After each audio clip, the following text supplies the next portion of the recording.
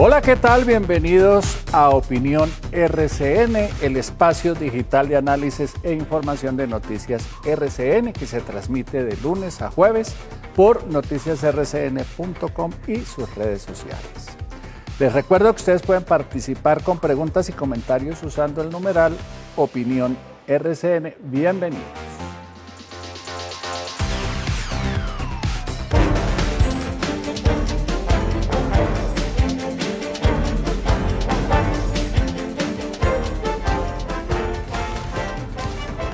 La educación en tiempos de coronavirus, ese es nuestro tema de hoy. ¿Qué hemos aprendido en estos meses de educación a distancia, clases virtuales, tareas en la nube, educación física por Google Meet o Zoom o Teams, una de esas aplicaciones? ¿Qué hacer para el próximo semestre, para el próximo año lectivo, en el caso del calendario B en Colombia? Esa es una de las tantas preguntas que se están haciendo hoy padres, profesores, rectores y directivos de colegios y universidades. Los padres, permitir que sus hijos regresen al colegio y a la universidad.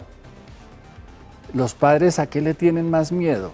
¿Al riesgo de que los estudiantes, sus hijos, contraigan el virus o a no poder pagar matrículas, pensiones, transporte y alimentación porque les recortaron el sueldo, porque sus empresas y negocios están cerrados o simplemente porque no tienen trabajo?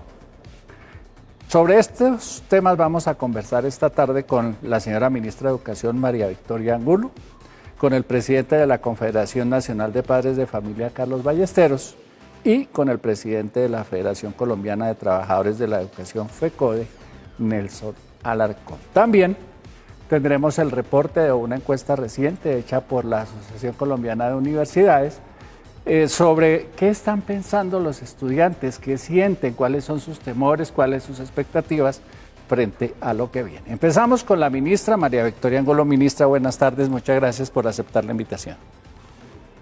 Bueno, buenas tardes, Ricardo. Un saludo muy especial a todos los televidentes que están conectados y obviamente con muchas ganas de poder resolver dudas en el tema educativo, y a los invitados que tiene usted, obviamente, de FENALPADRES, de FECODE. Un saludo al doctor Nelson y a los representantes de FENALPADRES, y pues si le parece, Ricardo, comencemos entonces esta conversación. Sí, señora, y quiero que empecemos por lo aprendido.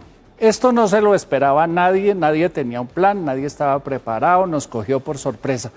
¿Qué hemos aprendido en estas semanas de educación virtual, confinamiento? Alternancia no ha habido, pero digamos nos cambió la manera de educarnos. ¿Qué hemos aprendido desde su punto de vista? Bueno, Ricardo, yo creo que varios temas. Primero, obviamente, agradecer infinitamente a los maestros, a los directivos, a los padres de familia, porque acá hemos tenido todos que hacer equipo ante una situación, como usted menciona, que no era prevista, que nunca se había presentado y que exige de todos como que demos lo mejor con el propósito de acompañar a los niños y los jóvenes en este escenario.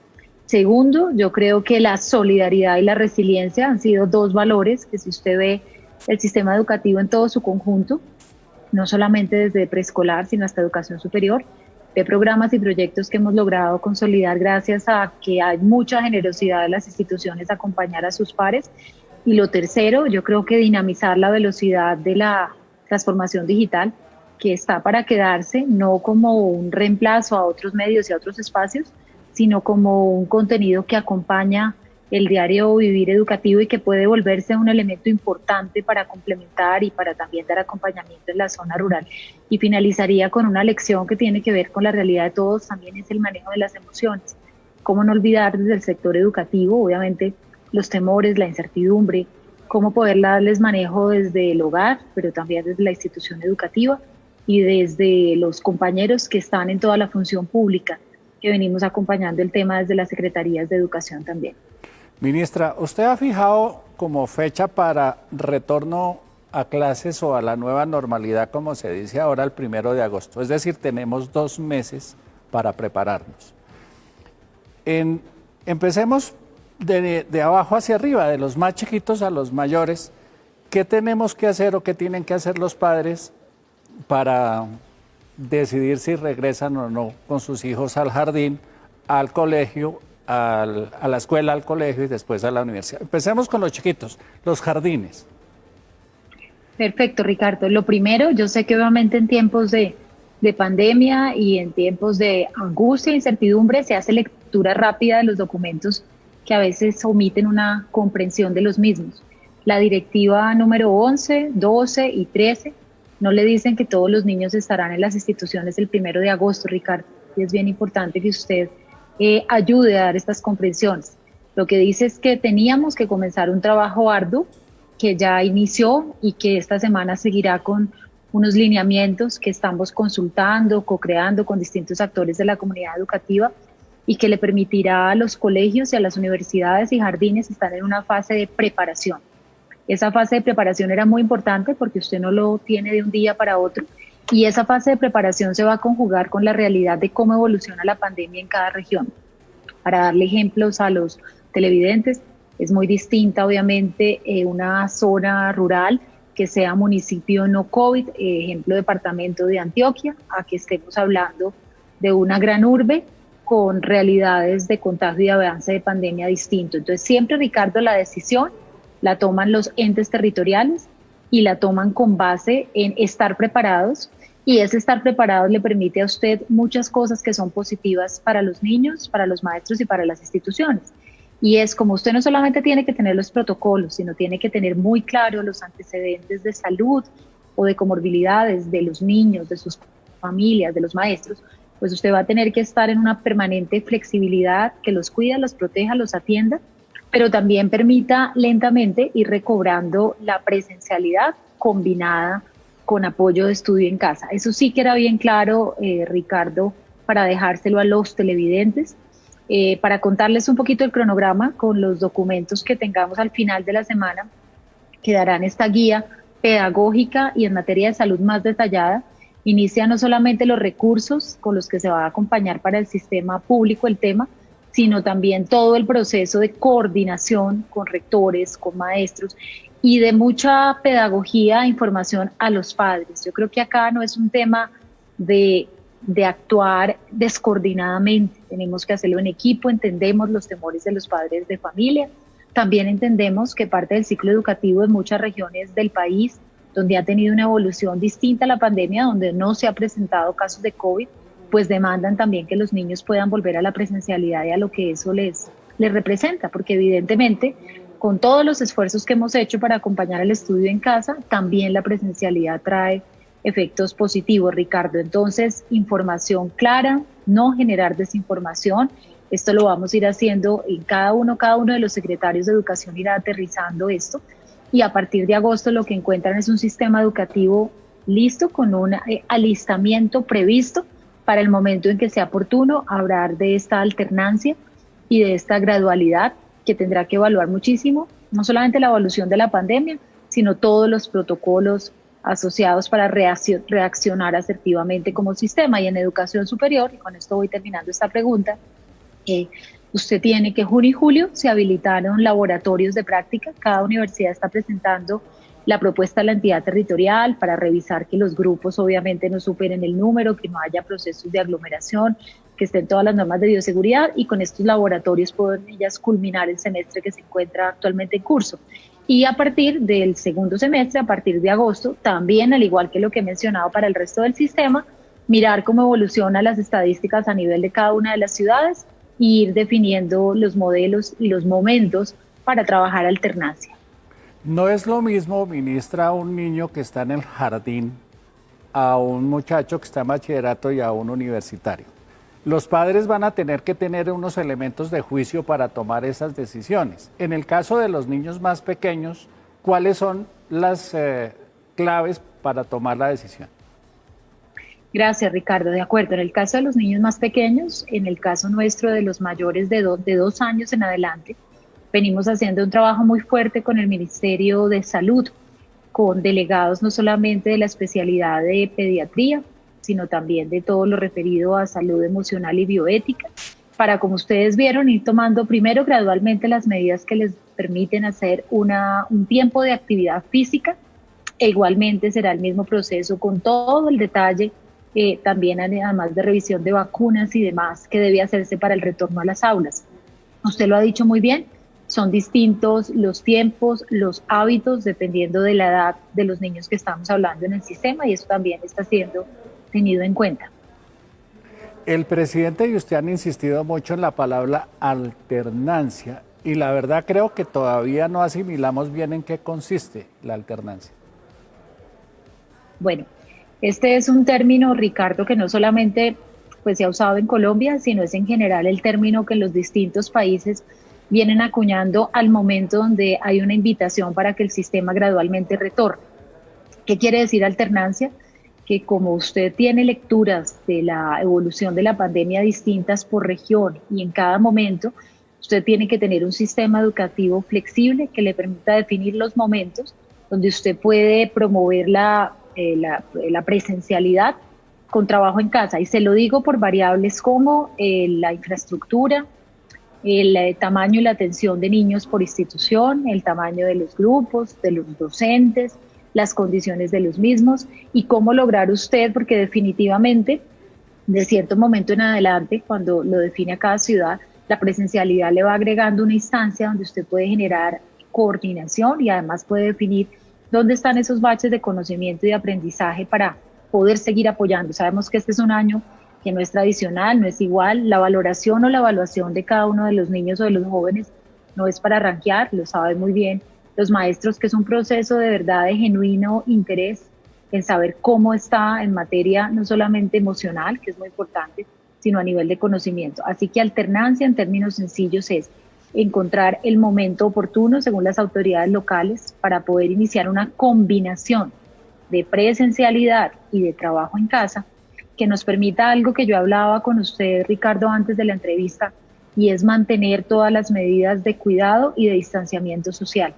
Y usted me preguntaba, ministra, ¿y estas medidas hasta cuándo? ¿O estas medidas solo son un mes o 2 meses más? Yo le decía que las medidas de cuidado, autocuidado y distanciamiento social van a estar por muchos meses en la sociedad misma, aquí y en todo el mundo. ¿Por qué? Porque son las probadas formas para reducir los distintos vectores o escenarios de contagio. Entonces, para usted lograr que coexistan estas medidas de distanciamiento social y de cuidado, tiene que combinarlo con un modelo de alternancia.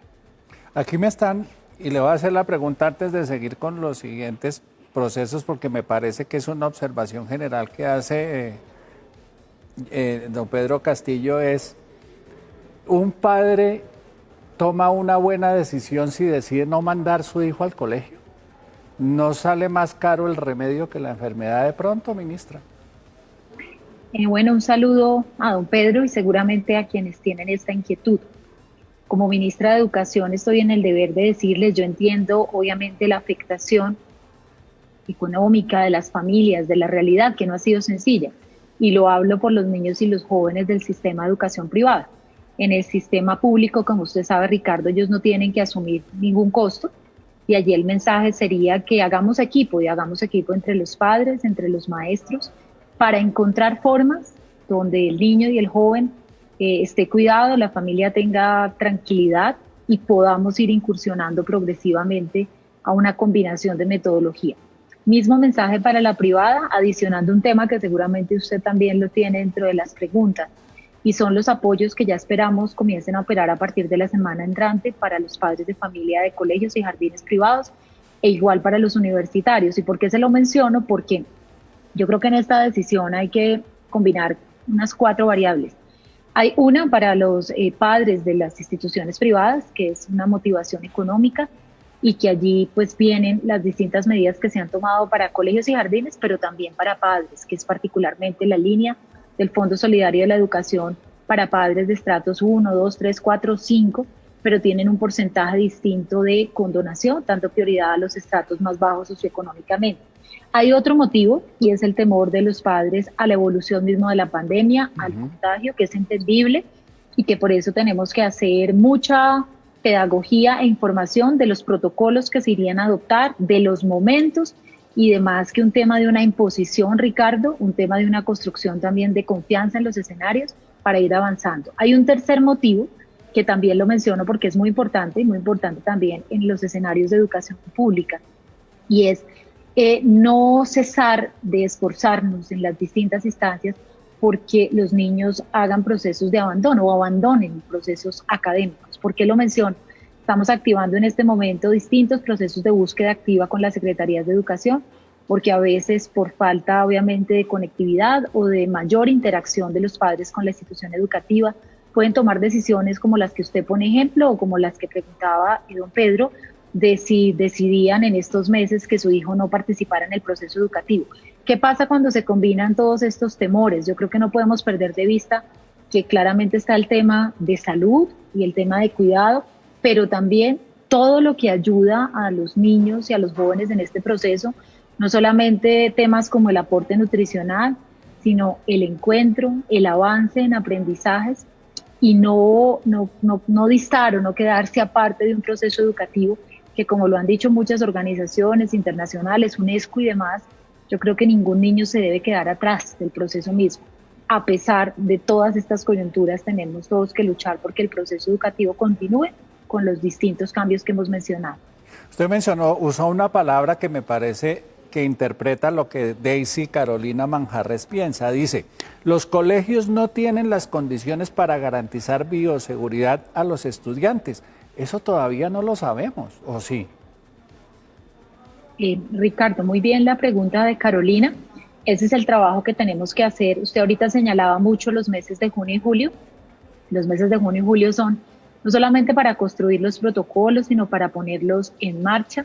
Obviamente se tiene que, como premisa, que para que el espacio educativo pues, pueda ir restableciendo gradualmente este modelo de alternancia, tiene que contar con esos protocolos. En el caso de lo que nos compete con las secretarías de educación, aunaremos esfuerzos de recursos adicionales del gobierno nacional a los recursos que tienen las secretarías para poder brindar todos los elementos que acompañan el protocolo. Insiste, por ejemplo, Ever García dice, mis hijos no van a clases presenciales. ¿Puede un padre optar por eso? Porque su hijo solo asista a las clases virtuales y no al componente presencial que plantea la alternancia. De acuerdo, Ricardo. Yo creo que este es un planteamiento que hay que discutir en el escenario de cada colegio. Al hablarle, Ricardo, del modelo de alternancia, se le genera la posibilidad, no solamente al padre que usted está mencionando no desea que su hijo inicie la presencialidad, sino a estudiantes, por ejemplo, que por sus antecedentes de salud o antecedentes de salud de su familia, decidan que postergan un poco el ingreso. Yo creo que todas esas son, Ricardo, la flexibilidad, y así está explícito en la primera directiva que pudimos compartir la semana pasada y en los lineamientos que estamos elaborando esta semana y que son bien claves, porque yo creo que acá no es como una competencia, si se puede decir así, entre cuándo inicia el sistema, el sentir de los padres o lo que requieren los alumnos. Tenemos que lograr conjugar y poder acompañar a los alumnos y a los padres y apoyar muchísimo a los maestros que hacen una labor titánica en este sentido para lograr que todos los niños no se queden atrás del proceso educativo. Ok, Adriana pregunta, ¿por qué va a pasar con los colegios que están ubicados en áreas naranja, declaradas en emergencia naranja? Claramente esos colegios, Ricardo, la autoridad competente, es decir, la Secretaría de Educación, por ejemplo, ante esa alerta, decidirá que no inicia todavía el modelo de alternancia en el mes de agosto.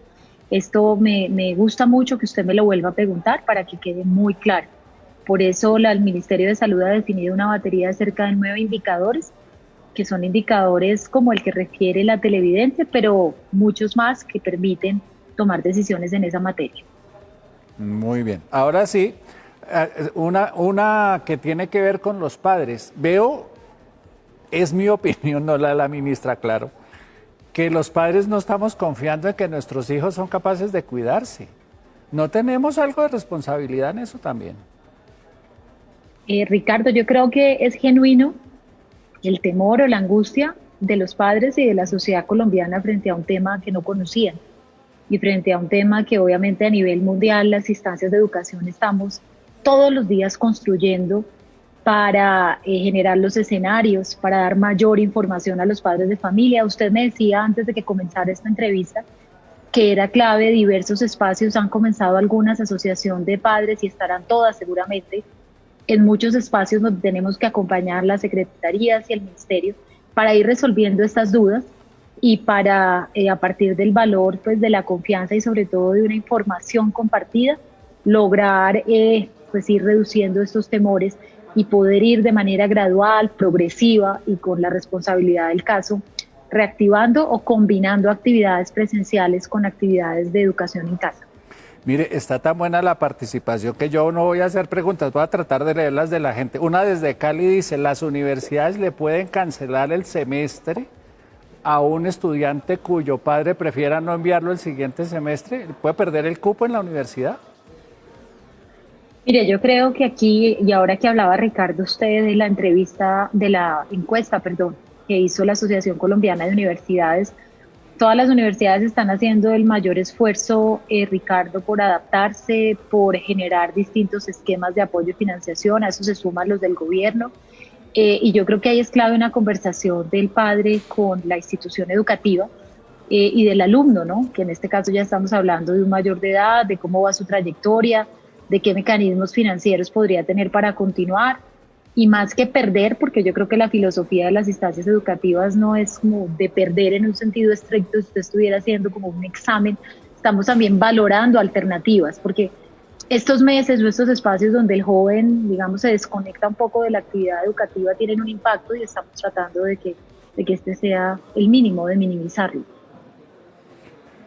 Hugo Armando Portilla dice, la relación interpersonal de los estudiantes sobrepasa los protocolos por naturaleza, lo que indica que los niños no tendrán en cuenta protocolos y se pueden venir más contagios. Si esto sucede, ¿a quién demando por no cumplir con los protocolos?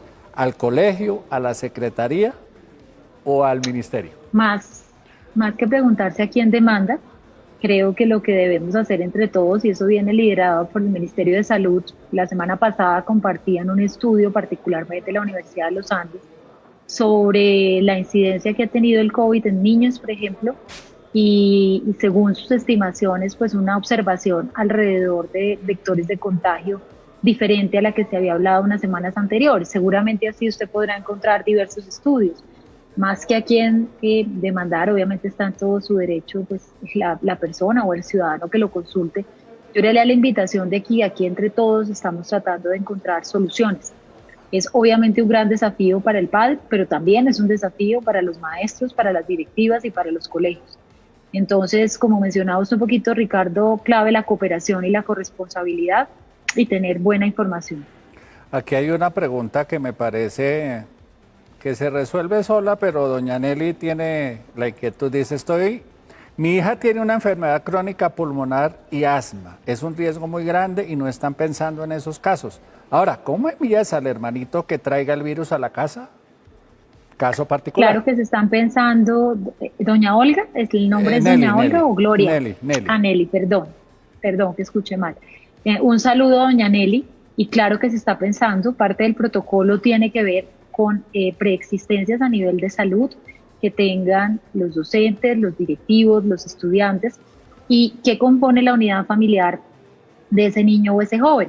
Y por eso la preparación del sistema para poder igual seguirlo acompañando con metodologías de estudio en casa, porque claramente con esos antecedentes, que son de las como requisitos o características que nos invita Salud a evaluar al momento de decidir qué grupos se van activando presencialmente. Entonces, que tenga doña Nelly la tranquilidad que claramente nunca habrá una presión ni para que tenga que hacer presencia física, ni tampoco habrá una falta de atención a su hijo o a su hija, porque el sistema tiene que poder brindarle los apoyos para que lo pueda hacer desde casa. Me quedan 5 minutos con usted, ministra, y quiero aprovechar ese tiempo para hablar de la otra pandemia, de la pandemia que uno podría llamar económica. Y es el temor de los padres a asumir unos compromisos que no van a poder cumplir. Pensión, matrícula, transporte, alimentación. Y en esos dos componentes últimos, transporte y alimentación, el tema de la alternancia, ¿se lo pueden cobrar completo el transporte y la alimentación a pesar de que solo en teoría recibiría la mitad? Bueno, gracias Ricardo, y aprovecho esta pregunta para que en estos 5 minutos contar los distintos apoyos económicos a colegios, jardines, padres, instituciones y estudiantes. Con respecto a la pregunta de alimentación y transporte, hemos dicho en distintos medios y particularmente varias veces acá en RCN que el transporte y la alimentación que no se cause no se puede cobrar. Esta información la dimos en su momento a la Superintendencia de Industria y Comercio y está clara la legislación sobre la materia. Sobre apoyos, recuerden que constituimos el Fondo Solidario para la Educación, que tiene la línea para padres de familia de jardines y colegios, tiene la línea para estudiantes de formación para el trabajo y desarrollo humano, que es crédito. Los dos que acabo de mencionar son condonables. Por ejemplo, para padres de estratos 1 y 2 serían condonables al 100% con el requisito de que el niño o el joven sigan el sistema educativo. Para estrato 3, 80% condonable, con un gran periodo de gracia y las mejores condiciones para que esto se vaya transformando si logramos la permanencia en un apoyo, un subsidio del Estado. Adicionalmente está la línea para universidades públicas, que tiene más de 97.000 millones para apoyar en el costo, en reducir el costo del valor de la matrícula que cobran a los jóvenes en la educación pública. Existe además una línea creada con Findeter para que las universidades privadas puedan generar esquemas de apoyo y financiación a los estudiantes, y el plan de alivios con el ICETEX, que tiene que ver para estudiantes que están en curso y para estudiantes que van a ingresar, Ricardo, en este segundo semestre y en el primer semestre del año siguiente, que no van a requerir codeudor. Ahora, hay que meterse en los zapatos de los dueños de colegio, directores de colegio. Están diciendo en cartas que le envían a los padres por correo electrónico, ministra, que si no logran un mínimo que haga equilibrio, no abren cursos. ¿Eso está bien? ¿Es una señal equivocada? ¿Están presionando a las padres? ¿Qué les decimos ahí a los colegios y a los padres? Gracias, Ricardo. Pues yo creo que ahí lo importante también es recordar que para los colegios y los jardines particularmente vienen varias medidas. Viene el subsidio de nómina, en el cual concurre el Estado y va a concurrir hasta el mes de agosto.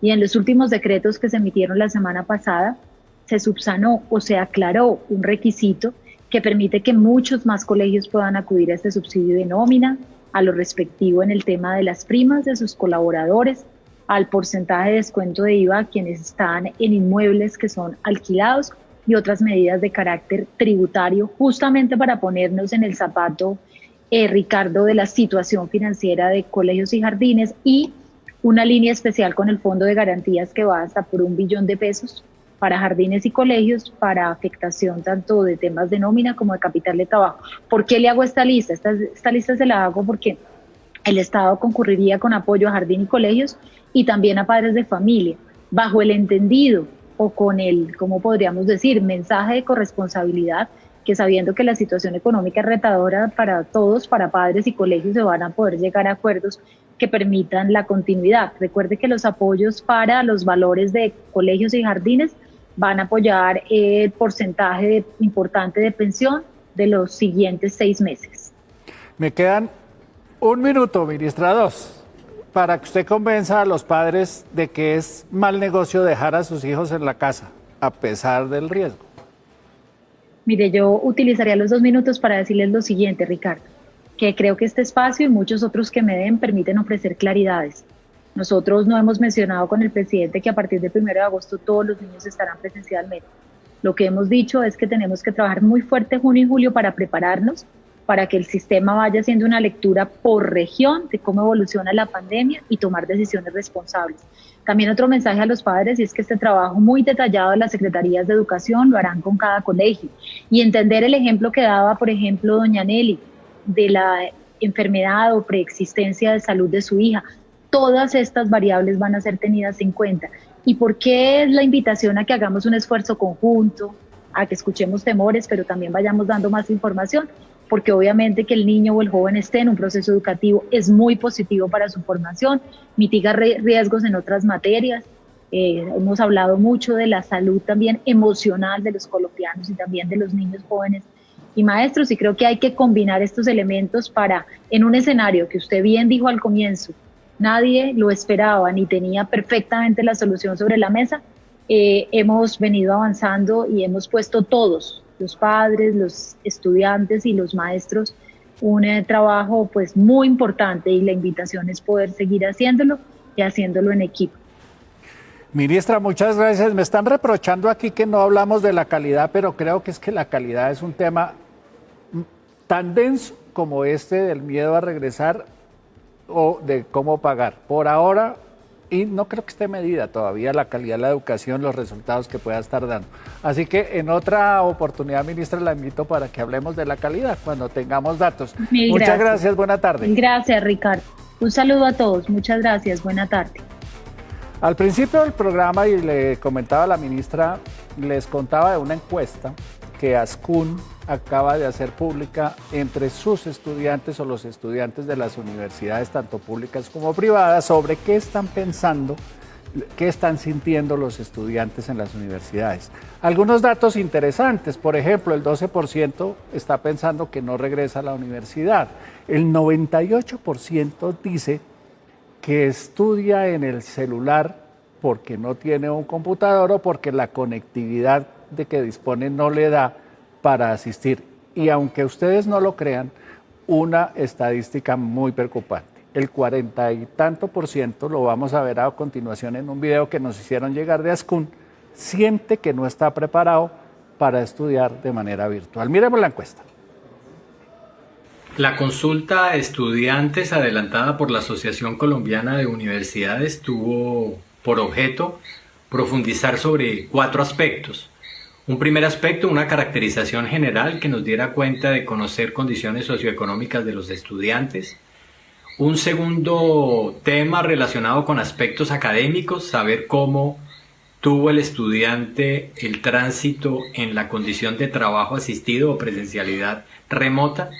Un tercer tema relacionado con infraestructura y equipos, la disponibilidad que hubo de las herramientas para adelantar la mediación pedagógica.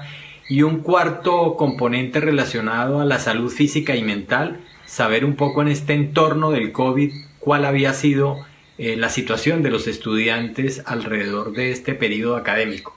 Esas 4 consideraciones nos dieron la información que presentaremos a continuación. En lo relacionado con infraestructura, con equipo, es importante indicar que el 10% de los estudiantes nos indicaron no tener computador, en tanto un 98% de ellos indicó disponer de un celular, el 30% dice que tiene muy mala conexión a internet y el 43% de ellos manifestó haber tenido muy poca experiencia en trabajo remoto y indica que ha tenido que hacer un esfuerzo mayor del que tradicionalmente venía haciendo para poder cumplir con los compromisos de la educación remota planteada actualmente en educación superior. En los aspectos académicos, importante que el 90% nos respondió que no ha cancelado asignaturas, solo el 5% de ellos indicaron haber cancelado por lo menos una. Más o menos entre un 65 y 70% de los estudiantes expresaron estar en condición de continuar el trabajo asistido.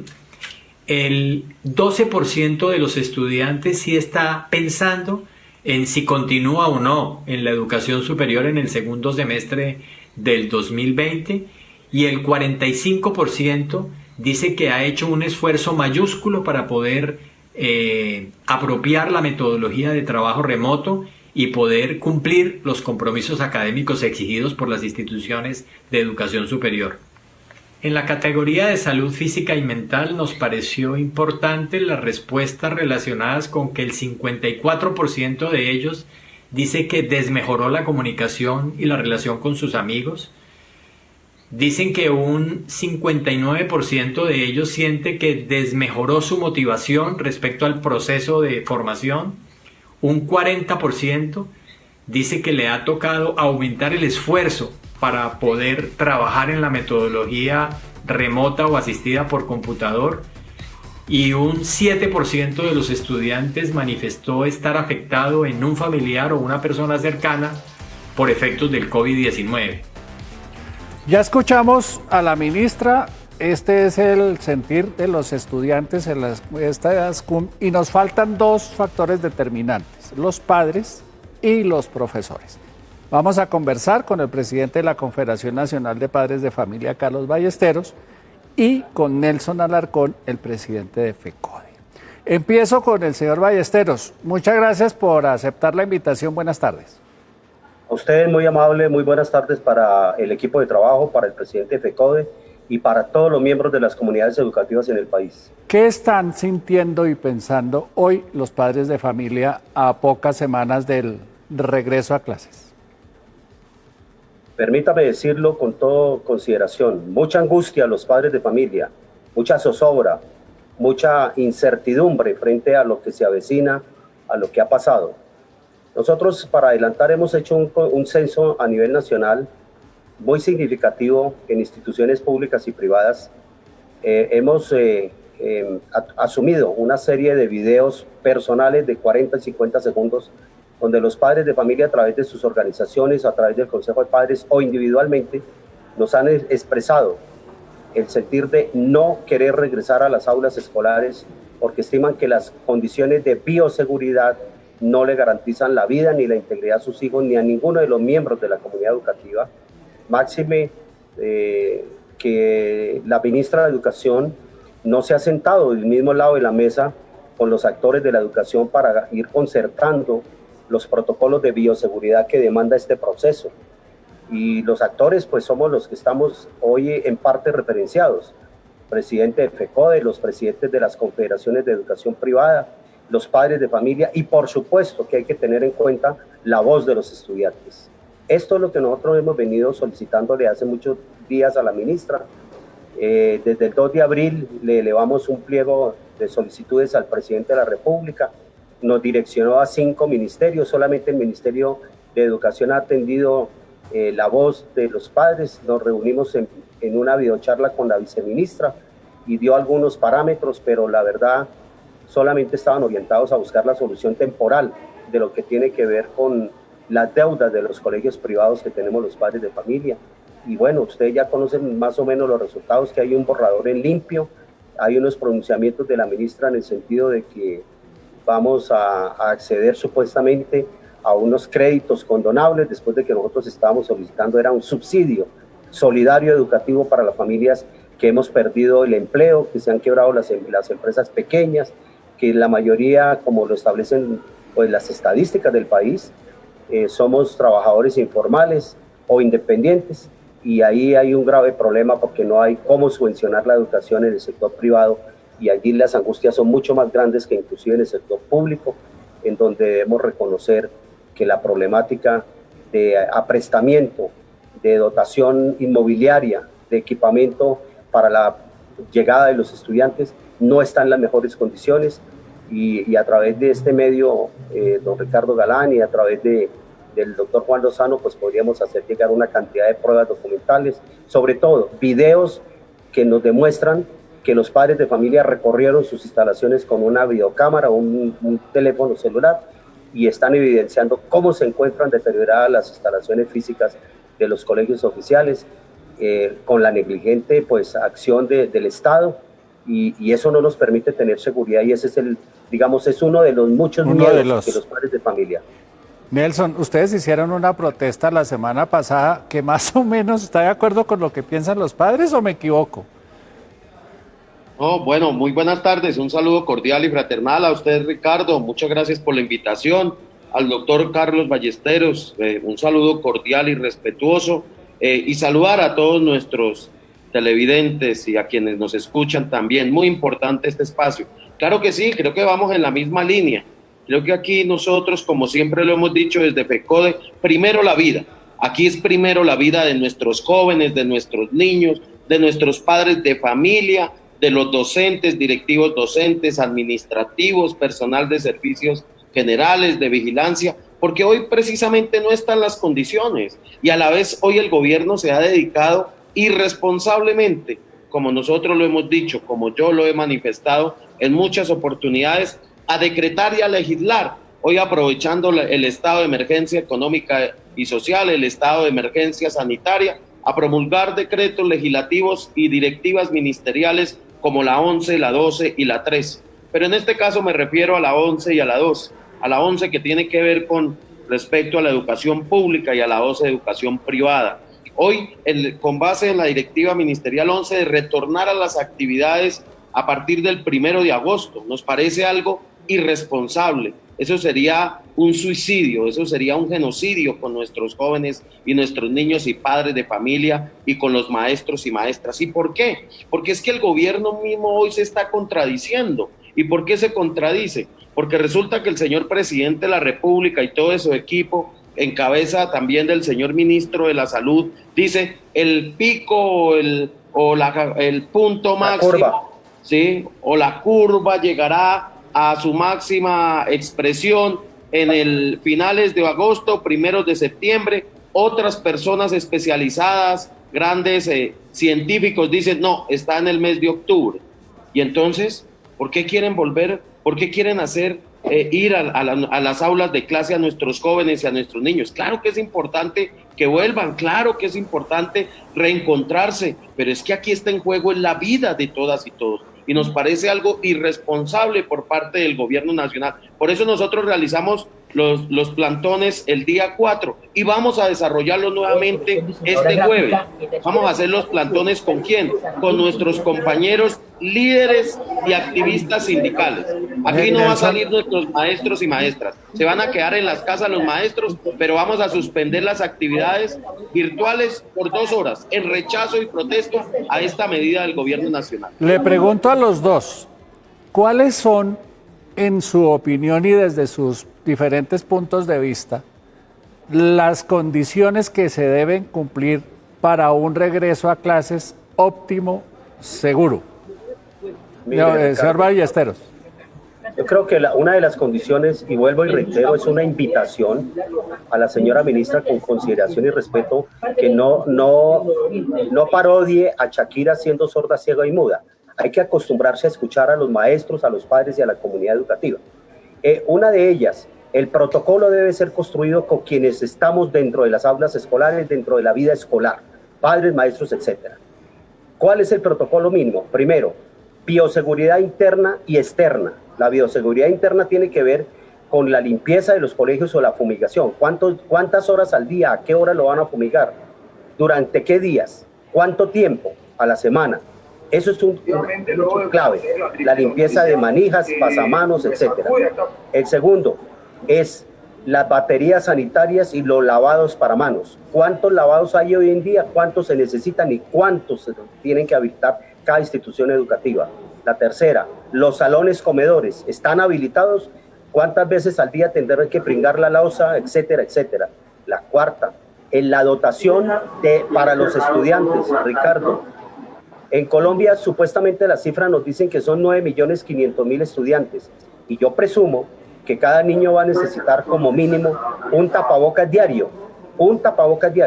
Multipliquemos por el número de días que van a estar las actividades presenciales en escuelas y colegios. Eso equivale a un número X de millones de tapabocas. Y eso tiene un costo y el gobierno no nos ha dicho cómo lo va a subvencionar y cómo lo va a proveer. Al igual que para los maestros, una bata, una careta, un tapabocas, unos guantes, etcétera. Y el personal de vigilancia, aseo administrativo, de operaciones, etcétera.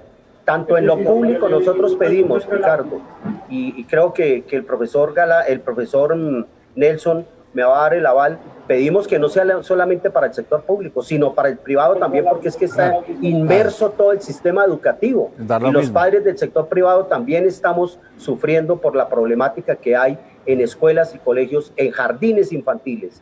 Y creo que esa es una. Y la externa, para rematar, el transporte escolar. Van a fumigar los buses en el parqueadero donde esté el bus, en el recorrido, en el punto X donde se encuentren los estudiantes. Creo que ahí hay un problema que no se ha visto en materia de transporte escolar y obviamente la bioseguridad dentro del transporte escolar para los conductores, para las monitoras.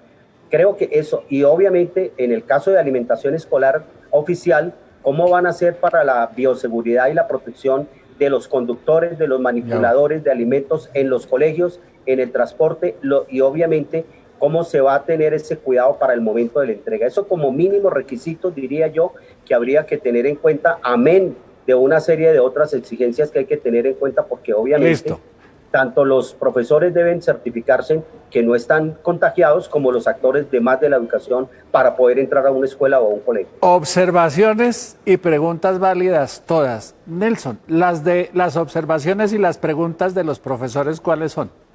Así tan concreticas como las que nos entregó el señor Ballesteros, por favor. No, mire, nosotros, hoy es tan irresponsable el gobierno nacional tomando estas medidas que ni siquiera está brindando y teniendo en cuenta las recomendaciones de la Organización Mundial para la Salud. ¿Por qué lo digo? La Organización Mundial para la Salud dio 10 recomendaciones. Y hoy la infraestructura, el tema de la infraestructura. Y como lo dice el doctor Carlos Ballesteros, precisamente hoy no se cumple. Miremos, nosotros estamos discutiendo con el gobierno nacional, llevamos hace 18 años exigiendo esa reforma constitucional al sistema general de participaciones. Hoy el déficit en recursos para tener mínimamente unas condiciones, la infraestructura de las instituciones públicas cuesta 88 billones de pesos. Pero hoy ni siquiera miles de instituciones educativas no tienen unidades sanitarias adecuadas, ni siquiera la tienen. Y dice la OMS, debe realizarse aseo y desinfección 6 veces al día. Eso es lo que dice la Organización Mundial para la Salud.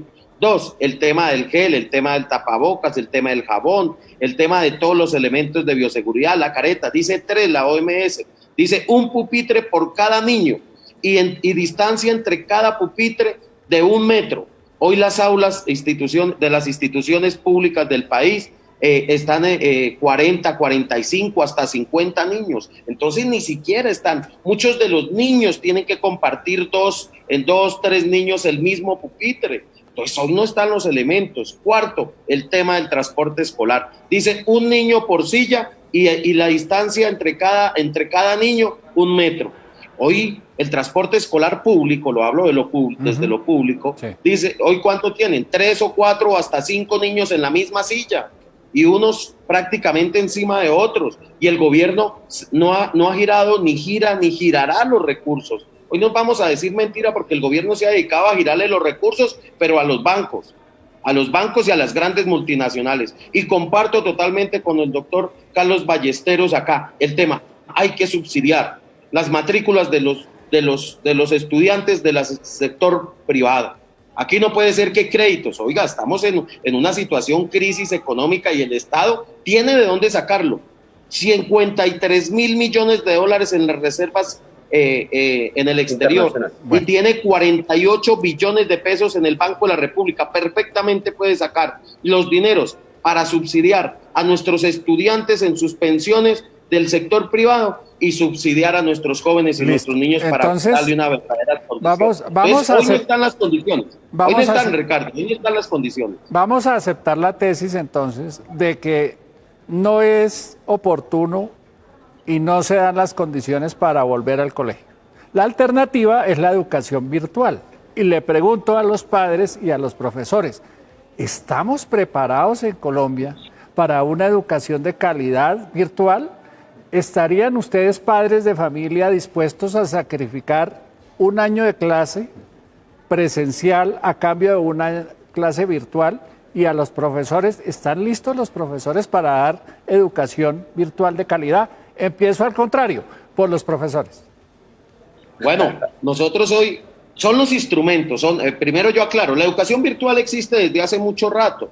Muchos hemos estudiado nuestras maestrías, nuestras especializaciones, licenciaturas virtualmente. Y estos son unos elementos, unos instrumentos más para poder llegar al conocimiento y a la parte pedagógica y académica. Pero hoy, claro, hoy mire cómo se ha reinventado nuestros maestros y maestras. Han sido creativos, han innovado, han establecido diferentes estrategias. Miremos cuántos maestros, inclusive hasta arriesgando su vida, salen caminando hasta 10 kilómetros diarios para llevarle las actividades pedagógicas y académicas a los jóvenes y a los niños. Hoy nuestros maestros han colocado desde sus propios recursos para comprar el paquete de conectividad, para comprar el paquete de internet, para comprar los paquetes de WhatsApp, para sacar la fotocopia, para sacar el taller y enviárselo y hacérselo llegar a los jóvenes y a los niños. Pero hoy el Estado puede generar unas mejores condiciones si establece una verdadera política pública de conectividad universal. Hoy lo puede hacer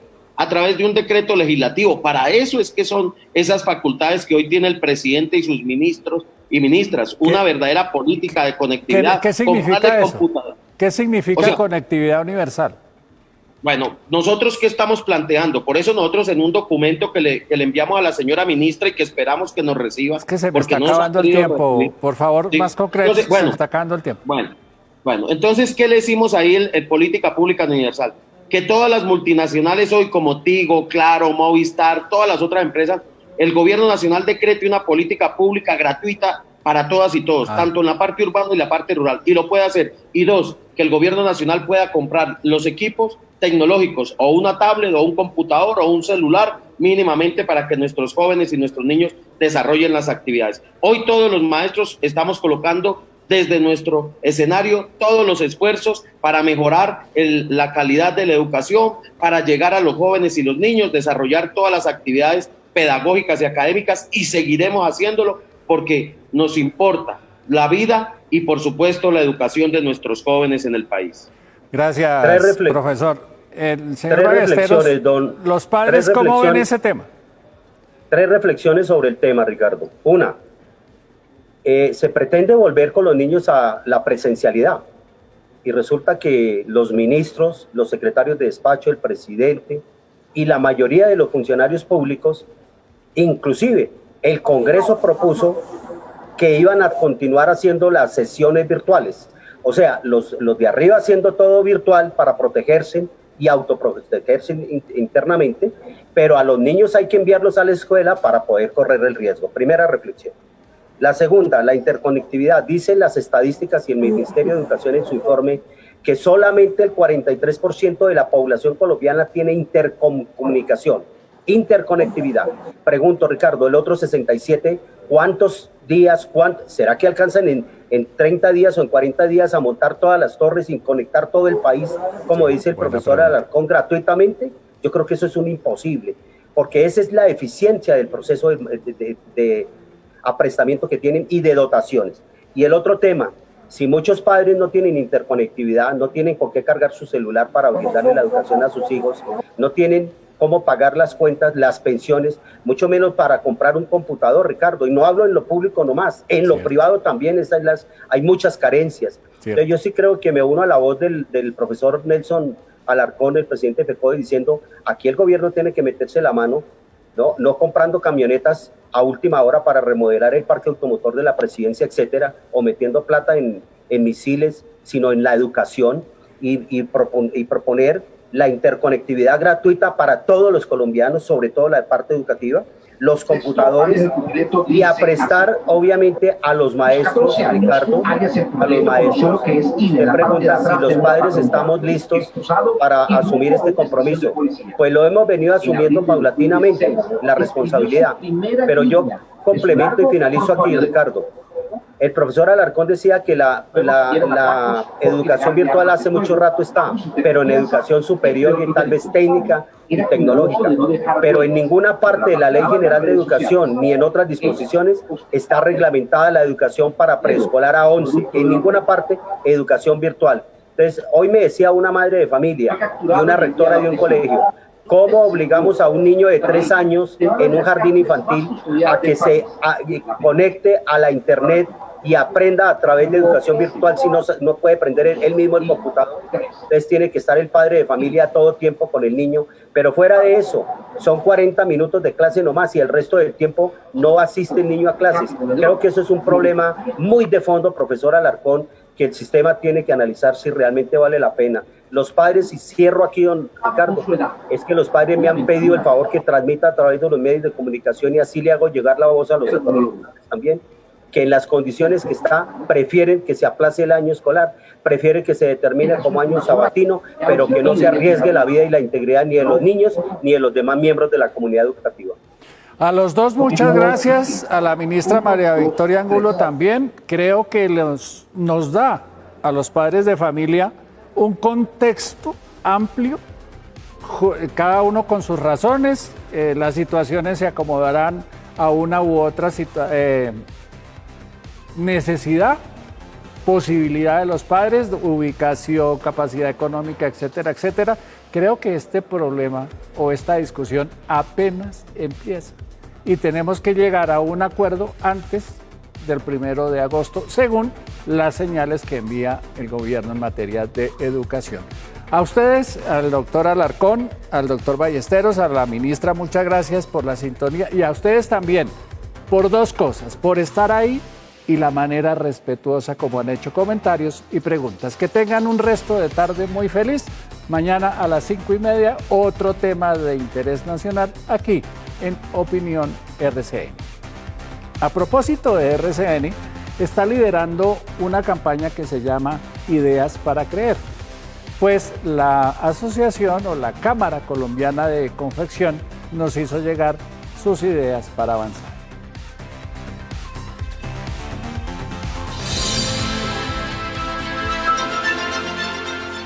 Porque estamos en un momento histórico, creo en nuestra gente. Creo en un país que sale adelante. Creo en un país que sueña, comparte, transforma. Creo en el valor compartido. Por eso, compro lo que hacemos aquí. Desde ahora, yo creo en Colombia. Nace, creo Colombia.